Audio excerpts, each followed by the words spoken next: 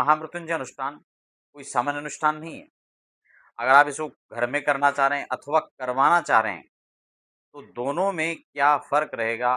कैसे इस अनुष्ठान को कर सकते हैं? बिल्कुल संक्षिप्त वे में, सरल तरीके से हम कैसे इस अनुष्ठान को कर सकते हैं और इसका लाभ ले सकते हैं। क्योंकि महामृत्युंजय अनुष्ठान कोई सामान्य अनुष्ठान नहीं है। नाम बड़ा सरल है, जब हम किसी के आगे करते हैं तो हर कोई कहता है हम कर लेंगे, हम करवा लेंगे। लेकिन क्या विधियाँ हैं, हम विस्तार से उसको समझने का प्रयास करेंगे।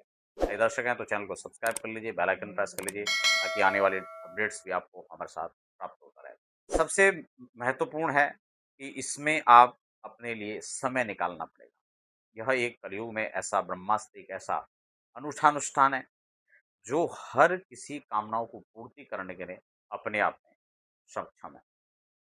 कोई आदि व्याधि हो, रोग, जरा, पीड़ा सता रहा हो या फिर किसी भी कामनाओं की सिद्धि के लिए हो, महामृत्युंजय का अनुष्ठान बिल्कुल आप ये मान के चलें कि कलयुग के अंदर रामबाण इलाज है। हर काम जो है महामृत्युंजय अनुष्ठान से पूर्ण हो सकता है। संक्षिप्त विधि मैं आपको बताऊंगा। सबसे पहले आपको खुद जब ये अनुष्ठान कर रहे हैं, क्योंकि दो विधियां हैं, या तो हम इसके लिए समय निकालें, मन लगा करके हम इस अनुष्ठान को करें, और या फिर हम कम समय में मन की अपेक्षा मनी लगाकर इस अनुष्ठान को किसी के द्वारा करवा दें। दोनों विधियां हैं, दोनों आप कर सकते हैं। लेकिन खुद करा रहे हैं, आपके पास समय है, अर्थ का अभाव है, ऐसी स्थिति में आप खुद करें।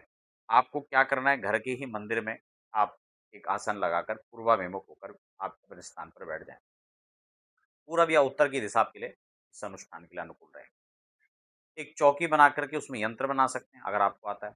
नहीं आता है तो आप फिर हनुमान जो शंकर जी की मूर्ति है या फिर लिंगा स्वरूप जो हैं, आप उनको स्थापित कर सकते हैं।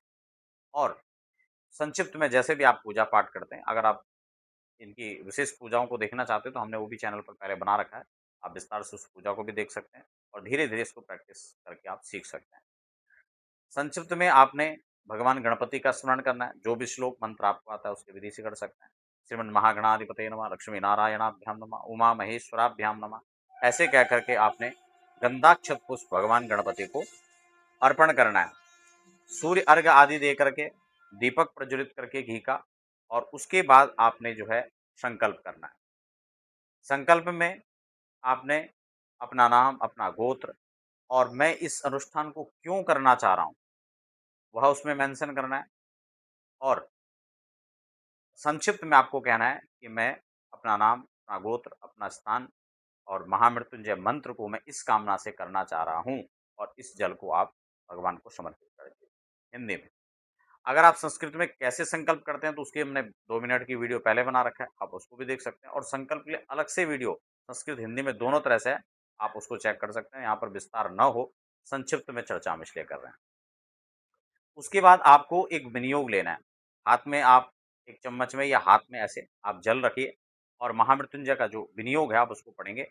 ओम अस्य श्री महामृत्युंजय मंत्रस्य वशिष्ठ ऋषि अनुष्टुप छंद श्री त्र्यंबक रुद्रो देवता श्रीम बीजम ह्रीम शक्ति। और उसके बाद मम अपना आप जो है अपना नाम लेंगे, और अपने आप किसी के लिए कर रहे हैं तो मैं यजमानस्य आप वहाँ पे कहेंगे। तो वहाँ पे कहेंगे मम शरीरे सर्वा अरिष्ट निवृत्ति पूर्वकम या निवारणार्थम सकल मनोरथ सिद्ध्यर्थे महामृत्युंजय जपे विनियोग। आप ऐसा कह करके इस विनियोग को छोड़ देंगे। उसके बाद विन्यास है यहाँ पे रसन्यादिनाश, उसको करेंगे। वशिष्ठ वशिष्ठ सेनमा ऋषि, आप उसको सिर पर लगाएंगे वशिष्ठ ऋषि का नाम लेकर के। अनुष्टुप छंद मुखे, मुख पर लगाएंगे। ओम त्र्यंबक रुद्र देवताय नमः, हृदय हृदय पे लगाएंगे। ओम श्रीम बीजाय नमः, गुह्यो पृष्ठ भाग में आप स्पर्श करेंगे। उसके बाद हाथ धो लेंगे।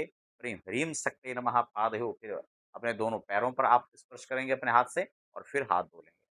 संक्षिप्त न्यास हो गया, आप इसको करिए।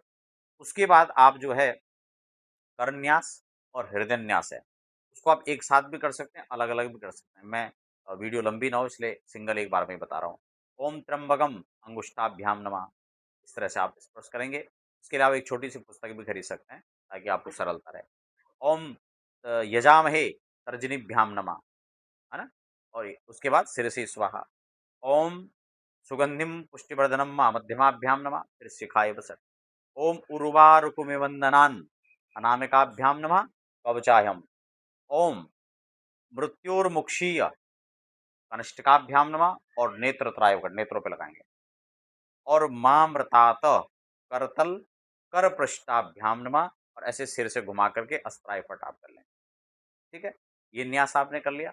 उसके बाद आपको सीधा प्रार्थना करनी है। स्क्रीन पर देख रहे हैं, इसको भी पढ़ सकते हैं। क्या ध्यान है? ओम हस्ताभ्याम कलशद्वयामृतरसे आप्लावयन्तं शिरो द्वाभ्यां दौ ददन्तं मृगाक्षवलये द्वाभ्यां वहन्तं परम् अङ्कन्यस्तकराद्वयमृतघटं कैलासकान्तं शिवं स्वच्छाम्भोजगतं नविन्दुमुकुटं देवं त्रिनेत्रं भजे। यहाँ पर आप देवं त्रिनेत्रं भजे या भांतम त्रिनेत्रम भजे, दोनों ही आप स्पष्ट उच्चारण कर सकते हैं, कोई दिक्कत नहीं है। और उसके बाद आती है बारी मंत्र की। मंत्र में यहाँ पर बहुत सारे मंत्र हैं, जो सामान्य मंत्र है और जो संपुटित मंत्र है वो आप अलग अलग है। ओम त्र्यंबकम यजामहे सुगंधिम पुष्टिवर्धनम उर्वारुगंधान मृत्योर्मुक्षिमामृतात्, आप इसको सामान्य इसको भी पढ़ सकते हैं। और जो संपुटित मंत्र है वो ओम हौम जूम सह ओम भूर्भुवस्वः ओम त्र्यंबकम यजामहे सुगंधिम पुष्टिवर्धनम उर्वारुकमिव वंदनान् मृत्योर्मुक्षेयमामृतात्। फिर संपुट होगा ओम सुबह भुव भू ओम, और फिर उसके बाद स जूम होम ओम। और फिर जब दोबारा पढ़ना हो तो फिर ओम से पढ़ा जाएगा। मंत्र पढ़ करके लास्ट में इसको समर्पित करना होता है। ओम गुह्यात् गुह्यगोप्ता त्वं घ्राणस्मदकृतं जपं सिद्धिर्भवतु मे देव तत्प्रसादान् महेश्वरः। और ये जल भगवान जल लेकर के ये मंत्र बोल करके जल छोड़ करके ये भगवान को अर्पित कर देंगे। उसके बाद जो है इसका सपाद लक्ष्य का अनुष्ठान करें हमें कि 1.25 लाख करें। लेकिन आप अपने हिसाब से जितनी मालाएं आप कर पा रहे हैं उस हिसाब से, क्योंकि अनुष्ठान का एक समय होता है, इसीलिए 1.25 लाख एक व्यक्ति को बैठ करके काफी लंबा समय देना पड़ेगा, है ना। लगभग 21 दिन या 1 महीना लगभग कर पाएगा, तभी जाके वो अनुष्ठान हो पाएगा और उसके लिए भी बहुत बैठना पड़ेगा। वो आपके हिसाब से देखा जाएगा कि आप कितने घंटे बैठने की क्षमता रखते हैं। फिर जप के पूर्ण होने पर आप या तो दशांश हवन का भी जप कर सकते हैं, उसमें आपको हवन छोटा करके आप कर सकते हैं। और नहीं तो आपको इसका दशांश 12.5 हवन करना पड़ेगा, फिर उसका दशांश तर्पण 1200 मार्जन 125, लगभग 12+ ब्राह्मणों का आपको भोजन कराना पड़ेगा। तो इस प्रकार से ये महामृत्युंजय का अनुष्ठान आपका पूर्ण होता है। मैंने जप का बताया, हवन का, हवन के बदले आप जप भी कर सकते हैं और हवन भी कर सकते हैं, तो उसके लिए आप संक्षिप्त हवन हो जाएगा और जप की संख्या उसमें बढ़ जाएगी। ब्राह्मणों से कराना है तो उसी हिसाब से आपको ब्राह्मणों का चयन करना पड़ेगा, उसी हिसाब से व्यवस्थाएं बनानी पड़ेगी।